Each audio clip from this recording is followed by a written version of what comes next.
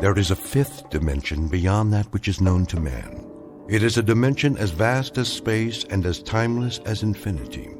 It is the middle ground between light and shadow, and it lies between the pit of man's fears and the summit of his knowledge. This is the dimension of imagination. It is an area which we call the Twilight Zone.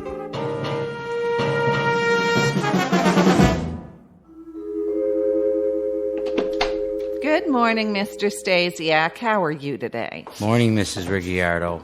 Ask me after I have my coffee. Don't you be running in the hall now, little Paul. Okay. And good morning to you, Mr. Bevis. Top of the morning, Mrs. R. Top of the morning. Did Mrs. Chatfield fix your hot water yet? I'm sure she will, Mrs. R. Our landlady has a lot of important things on her mind. But how did you take your shower and all with no hot water? Oh, it's no problem, really. In fact, I think I prefer a nice cold shower. Do you remember Bernard McFadden? Who? One of the fittest men who ever lived. Published magazines dedicated to health. He always bathed in ice water. Said it got the blood flowing. Do you know he never came down with so much as a cold?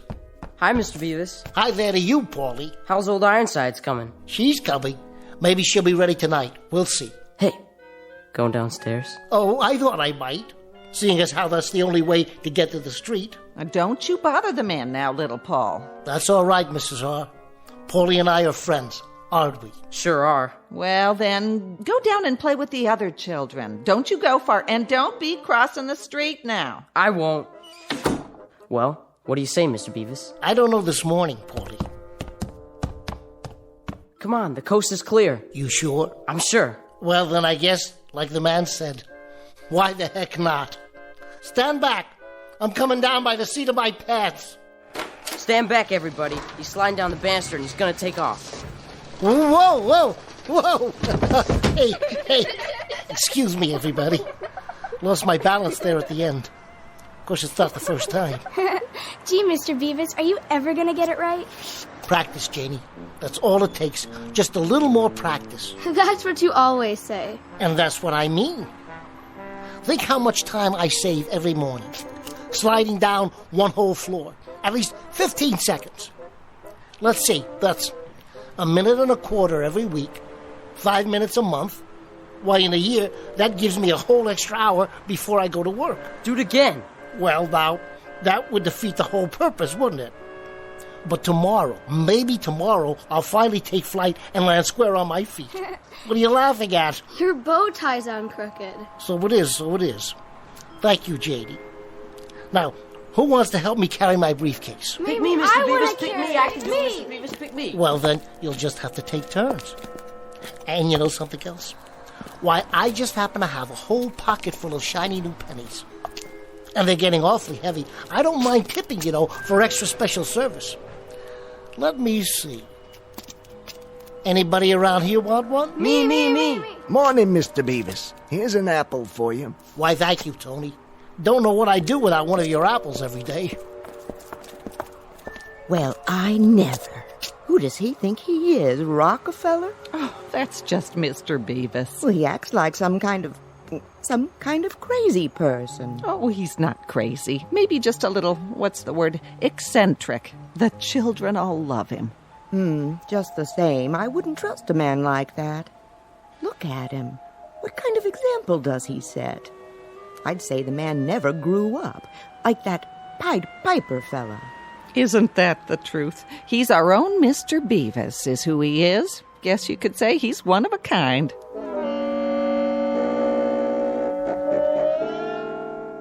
Species of the modern American male, or perhaps not so modern after all. Name, James B.W. Bevis. He has a penchant for animals, children, attractive women, aged women, in fact, people in general. He also likes zither music, all things old-fashioned, professional football, at least as a spectator sport, as well as polkas, Major League Baseball, and Charles Dickens. Should it not be obvious by now, James Bevis is a fixture in his own private, optimistic, hopeful little world. A world which has long since ceased being surprised by him. Mr. Bevis, on whom Dame Fortune will very shortly turn her back, but not before giving him a paste in the mouth. Mr. James B.W. Bevis, who lives just 1 block into the Twilight Zone. And now, The Twilight Zone and our story, Mr. Bevis, starring Bruno Kirby, with Stacy Keach as your narrator.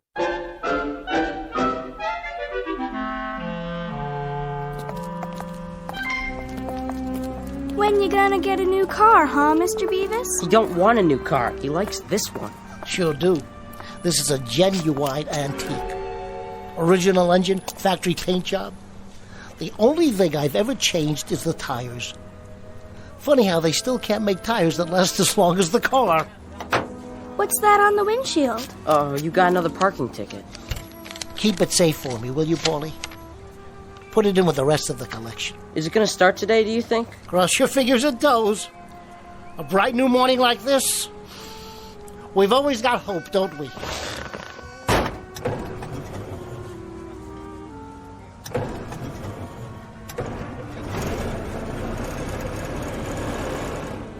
Okay, do you kids know what to do? Yeah, we sure do. That's right. Get behind it and push. All right, she's moving. Let her go. Everybody stand back. You can pop the clutch now, Mr. Bevis. Go, yeah! You got it going. Thanks, kids. See you after work.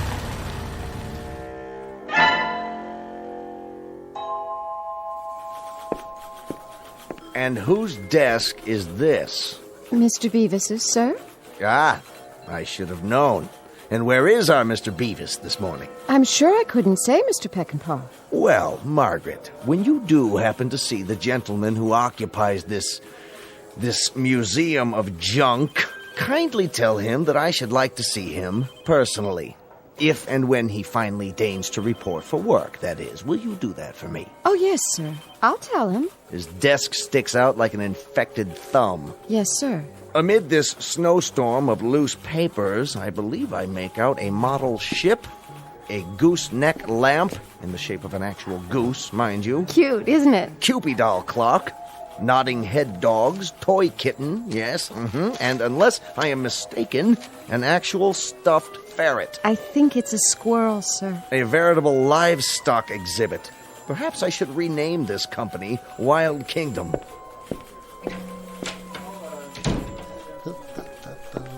Morning, Mr. Bevis. How you doing? Is everything okay? Everything's dandy. Perfectly swell. Marvelous and fabulous, as always. And good morning to you, Midnight the cat. Spike the dog. And you, Mr. Rocket J. Squirrel. Been a good boy while I was gone. Mr. Bevis. You're looking nice too, Margaret. Pert and chipper as usual. Thanks. Mr. Peckinpah wants to see you. He does? Afraid so. I'm just delivering the message. Message received loud and clear. Just as soon as I water my potted plant. I think he wants to see you now. Right away. Must be something special. All right, then. Into the breach. Good luck. Oh, Margaret. Yes? One thing while I'm gone. What's that? Pet Midnight for me, would you please? She needs human contact. Yes, It's James Bevis, sir. In the flesh, so to speak. you may enter. What's up, do you think? Peckinpah looked pretty mad. Is he gonna get fired? You can't fire Bevis. Well, if he does, I quit. Your desk, Bevis, is an abomination. It is. And furthermore, you keep a ledger like an ape. I'll take that as a compliment, sir. Apes are very intelligent. Did you know that of all the land mammals, the ape... Your desk is an affront to civilization. Your filing system is non-existent. In short, your eccentricities are beyond human understanding. I'm eccentric? You're saying I'm eccentric? With all due respect, sir. Bringing phonograph records of zither music to play at lunchtime. I just love the Third Man theme, sir. Don't you? I've always loved it. The first time I saw that movie, it's been years now, but I'll never forget. I said to myself, Bevis, you have to get that record. Hiring carolers to come in and serenade the office during our busiest hour. Only at Christmas time. If you'll let me finish.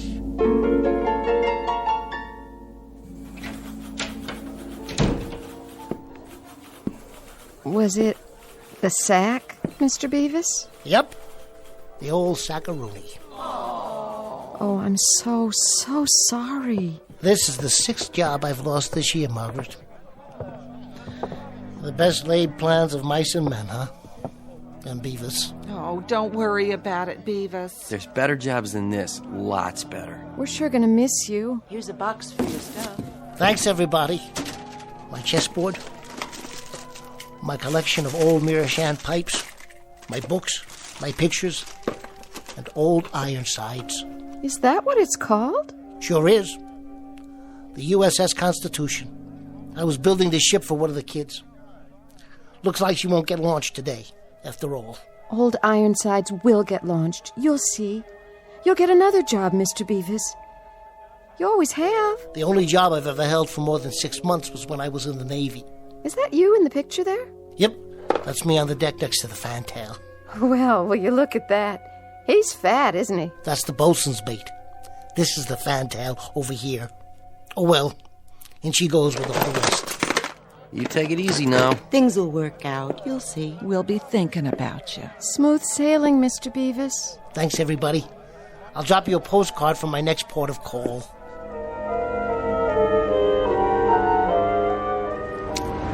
Oh, Mr. Truck Driver. Mr. Truck Driver, you don't have to double park. No, what am I supposed to do? Park it on the sidewalk? Park behind me. I'm leaving anyway. Which one? Oh, let me guess. The old rattle trap, right? Anybody get hurt in that wreck? You can have both spaces as soon as I put my stuff in the back. Can you hurry it up? Let me get the door open here. First, set the box down. Then get the keys out. Hey, Mac. I ain't got all day. Just one more minute. If you ain't moving in 5 seconds, I'm pulling in behind you. Be careful, would you please? This is an original Essex. Stock parts. Okay. Watch the bumper. It's rolling. I only tapped it a little. I must have forgot to set the handbrake. That's your problem, pal. Hey, somebody stop that car.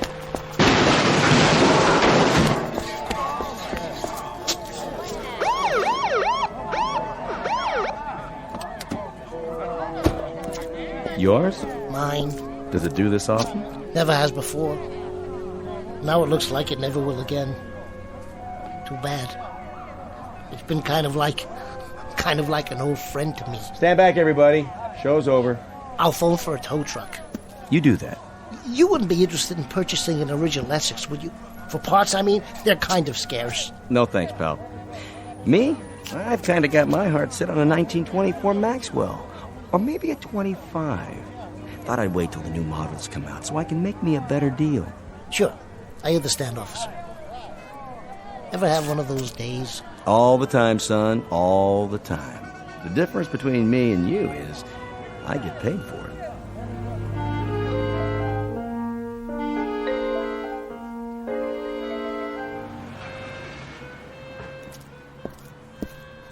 Mr. Bevis? Where's your car? It's in the shop. Yeah? What you got in the box? This? I guess you might say the stuff dreams are made of, Tommy. Something along those lines, anyway. Hey, is that old Ironsides? Yep. She ran aground before she could get christened. That's okay, Mr. Bevis. You can fix it. You can fix anything. I'll try, Tommy.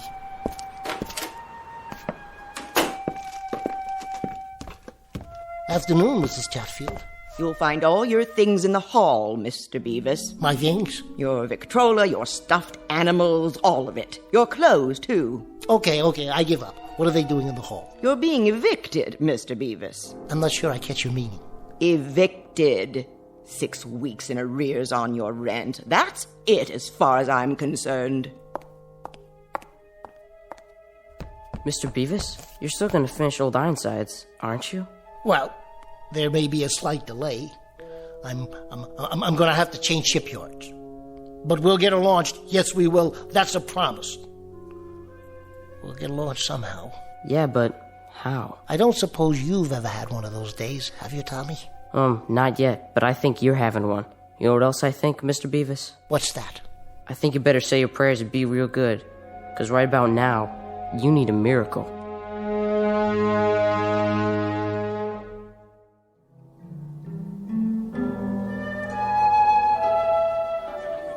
Better make this one your last, don't you think, Mr. Bevis? All in good time, Joe. All in good time. I'll tell you when. I think you forgot to tell me that a couple of drinks ago. You're not going to be driving anywhere, are you now? Alas, I think not. Today I am, as they say, hoofing it. Once I am sufficiently fortified. There's that word again. Which word? You said you wanted something that'd fortify a man in his darkest hour, so I guess you must be feeling pretty fortified by now. Them are it, huh? Your fortifications? Those are. Are what? Those are it. You can't use them in a nominative case. No kidding. Live and learn. Yeah. Live and learn. Who's that? Who's who? The old gentleman in the blue suit. Where? Behind me. At the table. I can see him in the mirror. I don't see nobody. Right over... Wait a minute. Where'd he go? Search me. Perhaps you can explain to me, Pete, what you put in those drinks that made me see somebody in the mirror, but not in the booth. See who? Whom? Quite right, Mr. Bevis. Whom? Objective case. Wait a minute.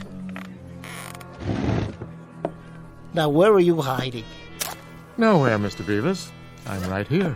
Hey, how'd you do that? An exceedingly simple trick. You've heard the saying, now you see it, now you don't. Care for a cigar?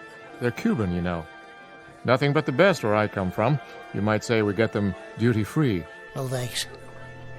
How do you know my name? Oh, I could say I overheard it from the bartender or some such. But if the truth be told, we do have our ways. And who exactly might you be? Ah, yes, a name. For purposes of identification, you may call me J. Hardy Hempstead. Hey, Pete. Yeah? This is Mr. Hempstead. It is, huh? See what he wants, will you please? Sure, Mr. Bevis. And a happy, fortified Thanksgiving to you, too. Cheers, Mr. Hempstead. Cheers. Hold on. Wait till Pete brings you a drink. But I've already got one. Where? Why, right here. Oh. To better days. I'll drink to that. And what do you do, Mr. Hempstead? I'm your guardian angel. Wouldn't that be something? But I am. Well, I guess we're all our brother's keeper, in a manner of speaking. Not in a manner of speaking. In actual fact. Mr. Bevis, here's the way the cookie crumbles. Several hundred years ago, one of your ancestors performed an act of great courage. Part of his reward was to have a guardian angel assigned to one of his descendants in each generation. Current subject, Mr. James B.W. Bevis. That's you, I take it? Guilty as charged. Good. I have your family history right here. Oh, no. You're not selling one of those books about how to look up your family tree, are you? They always say I had a relative who came over on the Mayflower. Hear me out, if you would. Now, in the past few generations, Mr. Bevis, I've handled some extremely solid citizens amongst your progenitors. Handled? Taken care of. Good care, I might add. For example, there was Magellan Bevis, an intrepid explorer of the 16th century. This is a woodcut of the gentleman in question. Nice costume. Then Parnell Bevis, member of the British Parliament, who fought for Home Rule against insurmountable odds. And more recently, Gunner Lou Bevis, the first Marine to hit the beach at Nicaragua. That's Uncle Louis. Indeed. And your picture will fit right here on the next page. As of now, you too are being watched over by yours truly, J. Hardy Hempstead, your obedient servant. Watched over how? Aided by minor miracles from time to time as the need arises, given a small heavenly assist when the circumstances call for it. Well, you picked a good day for it. I know. Today you had a rather uncomfortable time of it. What started it all was being fired from your 11th job in 18 months. Mr. Peckinpah didn't care for zither music. I don't much blame him. But that's neither here nor there. It so happens that I can reconstitute the whole day for you and alter it so that the final upshot will be the opposite of what it has been. In other words, Mr. Bevis, let's go back to 9 a.m. this morning. We'll rewind and start all over again. You mean I can have the day to live over again, and it won't come out the same way? Definitely not the same. We merely alter some of the relevant aspects, And of necessity, we must naturally perform a few alterations on your characteristics. For example, Mr. Bevis, your manner of dress. What's wrong with it? Are you serious about that sports coat? I like plaid.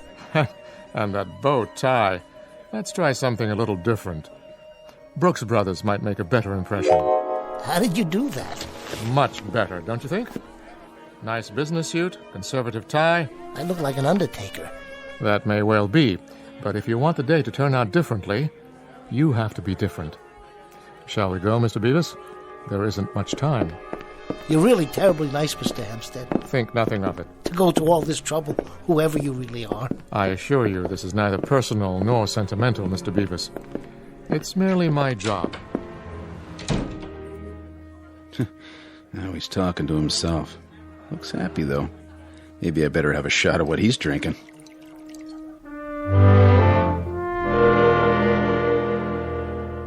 Good morning, Mr. Stasiak. How are you today? Morning, Mrs. Ricciardo. Ask me after I have my coffee. Don't be running in the hall now, little Paul. Okay. All right, here we are. Back where you started this morning. Yep, this is it. Everything's the same. First, I locked my apartment. Good morning, Mrs. R. Top of the morning. Hello. What's the matter with her? Why isn't she talking to me? Remember to keep your voice down. She can't see me. She can't? No one but you. Hi there, Paulie. Hi. Aren't you going to ask me about old Ironsides? Don't worry, she's coming along. What's old Ironsides? Don't you bother the man now, little Paul. That's all right, Mrs. R. We're friends. Aren't we, Paulie? Aren't we? Go down and play with the other children. Don't you go far, and don't be crossing the street now. I won't. Well, what do you say, Paulie? Looks like the coast is clear. The banister's nice and shiny. Don't even think about it. Hey, what's going on? That nonsense was for the old Bevis. You're the new Bevis, remember?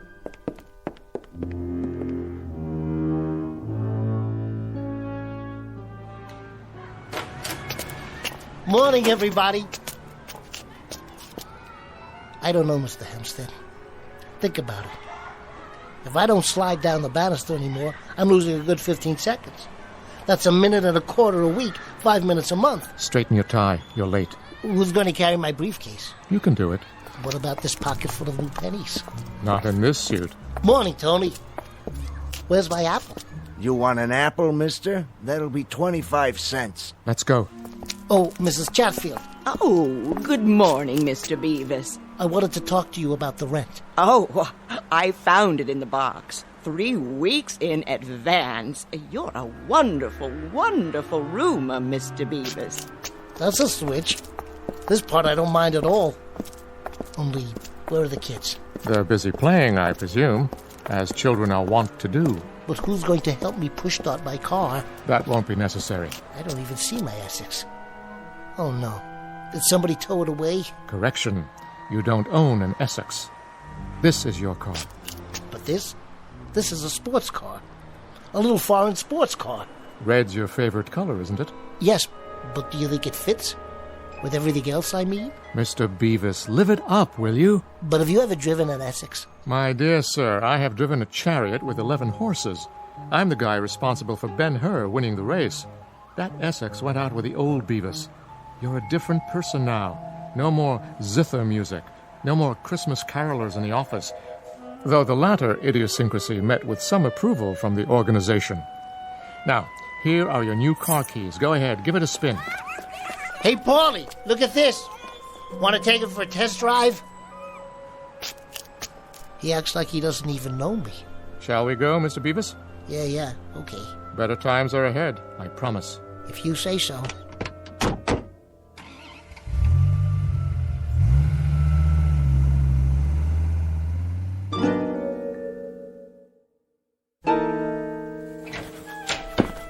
Well, here we are, Mr. Bevis. Looks like the office is already humming. Where's my desk? Same place it's always been.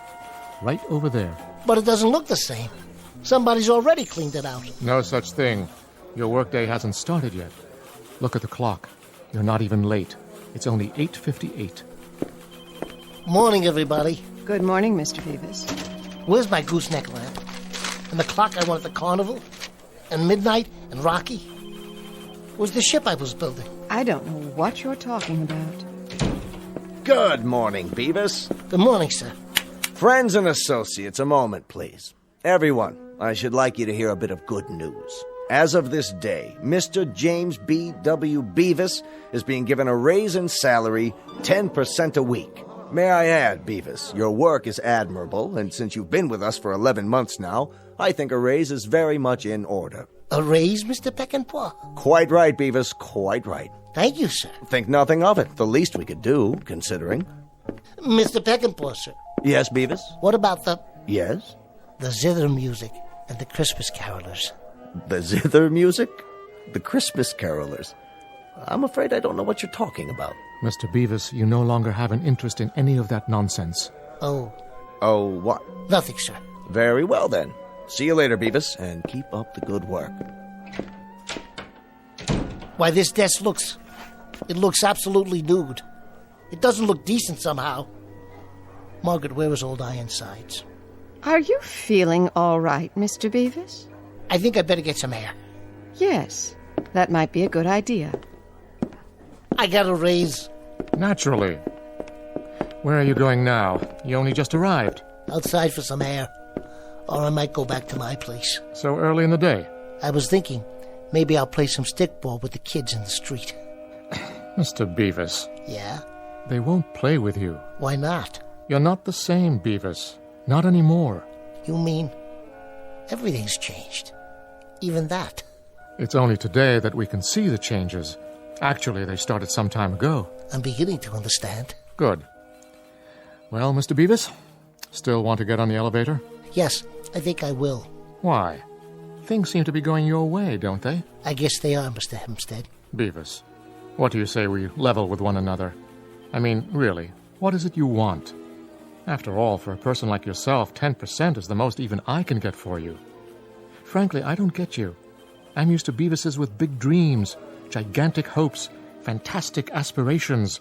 Magellan Bevis sailing around the Horn, Parnell Bevis standing alone in Parliament booming out his convictions, Gunner Lou Bevis, over-the-top men, semper fidelis, nobody lives forever, let's go, boys! That was the spirit. Mr. Hempstead, sir, I don't want to seem ungrateful. But the things I want, the things I believe in, I know they're odd. But they're worth considerably more than 10% a week. I take it then that you prefer your bow ties and plaid coat and old Ironsides. I'm afraid that's the case. And you realize things will be as they were. There'll be no job, no car, no place to live for a while. It's been that way before. I see. Complicated, is it? Hardly. Take a look out the window. Hey, there's my old Essex down at the curb. You'd best feast your eyes. It won't be around for very long. The truck will hit it as previously ordained. You'd better go back in for a minute and get it over with. Here comes old Peckinpah now. This time he won't be talking about a raise. You know something? It doesn't make a bit of difference. Not one bit.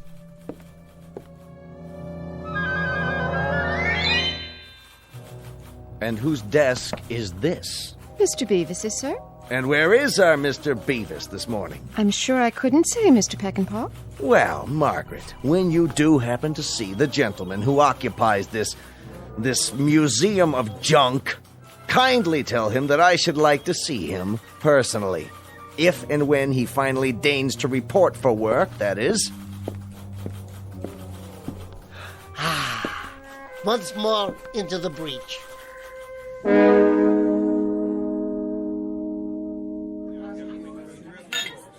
How do you feel, bud? Fortified? I do indeed. Today I lost my job, my car, and I've been evicted, or I'm about to be all over again.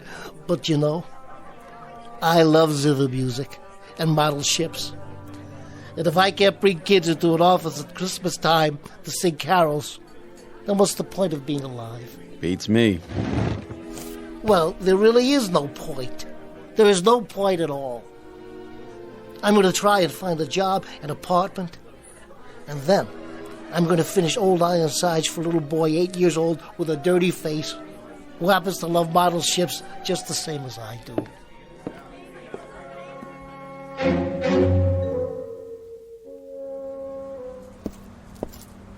Wait a minute. That's my car. Mr. Hempstead, wherever you are, you're still watching over me. You must be. This your car, buddy? Yes, it most certainly is, officer. And you don't know. You can't imagine how glad I am to find it here. You see, a truck tapped the bumper and it rolled down the street because I didn't have the handbrake on. That was the first time, of course. But now, thanks I'm sure to Mr. Hempstead. Well, I don't know any Hempstead. And I don't care if it's the first time or the 100th time. What are you doing? Writing you a ticket. In this city, we kind of take a dim view of parking next to a hydrant. You mean a fire hydrant? Big and red, right there by your front fender. What hydrant is that, officer? Hey! Where'd it go? I think I have a pretty good idea.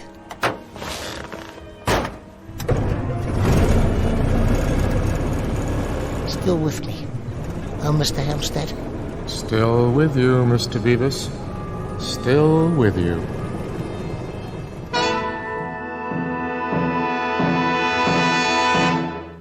Mr. James B.W. Bevis, who believes in magic. The magic of a child's smile. The magic of liking many and various people and things and being liked in return. And the strange and wondrous mysticism that is the simple act of living. Mr. Bevis, one species of the modern male who lives in his own private and very special Twilight Zone.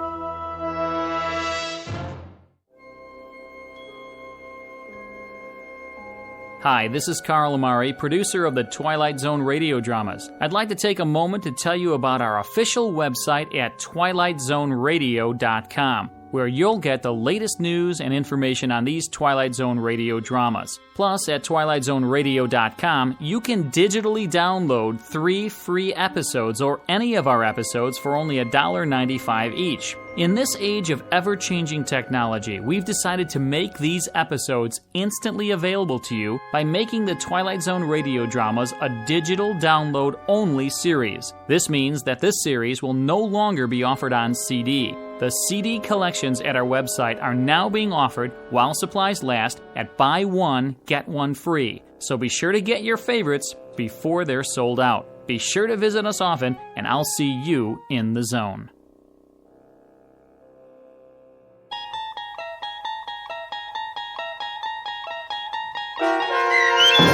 Mr. Bevis, starring Bruno Kirby with Stacy Keach as your narrator, was adapted for radio by Dennis Etchison and written for The Twilight Zone by Rod Serling. Heard in the cast were David Darlow, Christian Stolte, Fernette Lebo, Jeff Lupetin, Linda Reiter, Meg Falcon, Max Kirsch, Carrie Darlow, Riley Baugh, Kurt Nabig, Doug James, Carl Amari, and Vince Amari.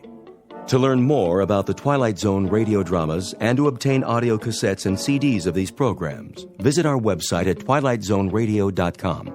The producers of The Twilight Zone wish to thank CBS Enterprises, Carol Serling, Dennis Etchison, Dick Brescia Associates, Claire Simon Casting, Terry Jennings, XM Satellite Radio, Sirius Satellite Radio, our sponsors, and our radio affiliates for helping make this series possible.